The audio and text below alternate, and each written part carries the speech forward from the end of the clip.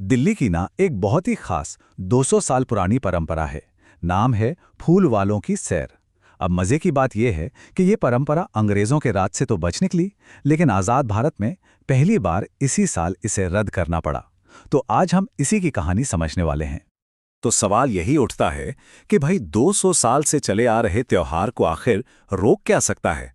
कोई बहुत बड़ी आपदा? नहीं, वजह कुछ और ही है। और सच कहूं तो वजह जानकर काफी हैरानी होती है।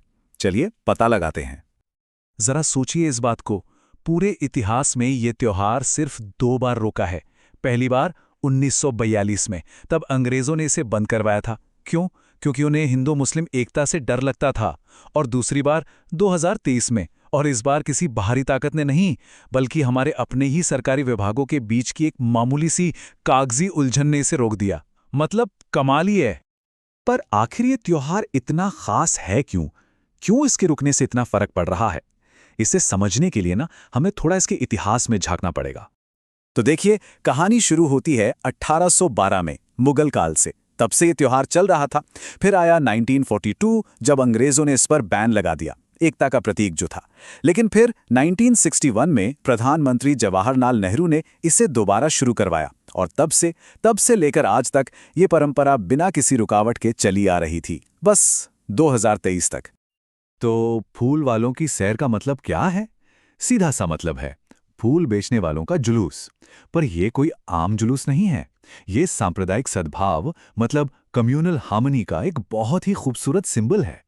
सोच कर देखिए, एक ही जुलूस निकलता है और वो हिंदू योग माया मंदिर पर भी फूल चढ़ाता है और मुस्लिम संत कुतुबुद्दीन बख्तियार काकी की दरगाह पर भी।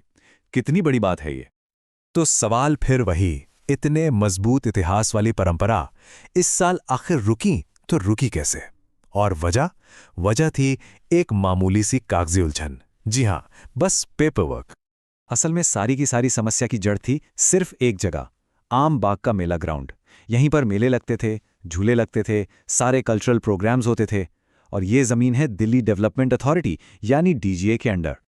अब जरा ये ब्यूरोक्रेटिक चक्रव्यूह देखिए। हुआ ये कि ऑर्गेनाइजर्स गए डीडीए के पास परमिशन मांगने। डीडीए ने कहा ठीक है, पहले फॉरेस्ट डिपार्टमेंट से एनओसी लेकर आओ। एनओसी मतलब नो ऑब्जेक्शन सर्टिफिकेट। तो बेचारे ऑर्गेनाइजर्स फॉरेस्ट डिपार्टमेंट पहुंचे। अब वहां से क्या जवाब मिलता है? अरे ये तो हमारे एरिया में आता ही नहीं, हम कुछ भी लिखकर नहीं देंगे। बस हो गया काम। आयोजक दो विभागों के बीच लटकाने अटकाने भटकाने वाले खेल में फंस कर रह गए। तो आखिर में क्या होता? आयोजकों ने भी हार मान ली। जैसा कि एक ऑर्गेनाइजर उषा कुमार ने बताया, उनकी कमेटी ने मिलकर यह फैसला किया कि अगर सरकारी विभागों का यही रवैया है तो फिर हम इसे करेंगे ही नहीं। मतलब ये एक ऐसा फैसला था जो पूरी तरह से थकावट और निराशा से निकला था। पर ये तो हुई कागजों और दफ्तरों की कहानी।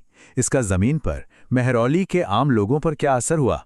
चलिए अब जरा उनकी बात भी सुनते हैं। वहां के एक लोकल रेजिडेंट ने अपनी बात रखी। उन्होंने कहा, हमारा तो बचपना बीत चुका है यहाँ पे, देखते देखते 50 साल में पहली बार ऐसा देख रहे हैं जो ये नहीं हो रहा। मतलब ये सिर्फ एक त्योहार का रुकना नहीं था, ये तो जैसे किसी की बचपन की यादों का खो जाना था। और इसका एक प्रैक्टिकल असर भी था जो बहुत बड़ा था। एक और निवासी ने बताया, हमें एक आशा थी कि त्योहार की वजह से सड़क बन जाएगी, वो आशा भी खत्म हो गई। असल में साल में बस यही एक मौका होता था जब उस इलाके की सड़कें ठीक होती थीं, साफ सफाई होती थी। और शायद जो सबसे बड़ा नुकसान हुआ वो था उस एकता के माहौल का। जैसा कि एक और शख्स ने कहा, यह हिंदू मुस्लिम का त्योहार है, एकता का त्योहार है। यहां 3 दिन एक अद्भुत माहौल बन जाता था। तो आप समझ सकते हैं, यह सिर्फ एक फेस्टिवल नहीं था, ये तो उस पूरे इलाके की पहचान का एक बहुत बड़ा हिस्सा था। तो बिल्कुल साफ है, ये मामला सिर्फ एक त्योहार के कैंसिल होने का नहीं था। बात उससे कहीं ज्यादा गहरी थी। तो मेहरौली ने असल में खोया क्या क्या? चलिए देखते हैं।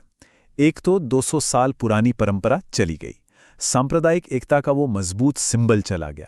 साल में एक बार होने वाली सड़क की मरम्मत और इलाके की सफाई वो भी नहीं हुई। लोकल बिजनेसेस को जो एक बूस्ट मिलता था वो भी गया। और सबसे बड़ी बात, अपनी संस्कृति का एक अनमोल हिस्सा खो गया। मतलब नुकसान हर लेवल पर हुआ है। और ये सारी कहानी हमें एक बहुत ही बड़े सवाल के साथ छोड़ जाती है।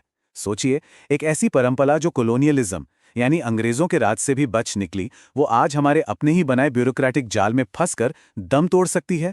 तो ये उन सिस्टम्स के बारे में क्या कहता है जिनकी जिम्मेदारी हमारी इस विरासत को बचाने की है? सोचने वाली बात है।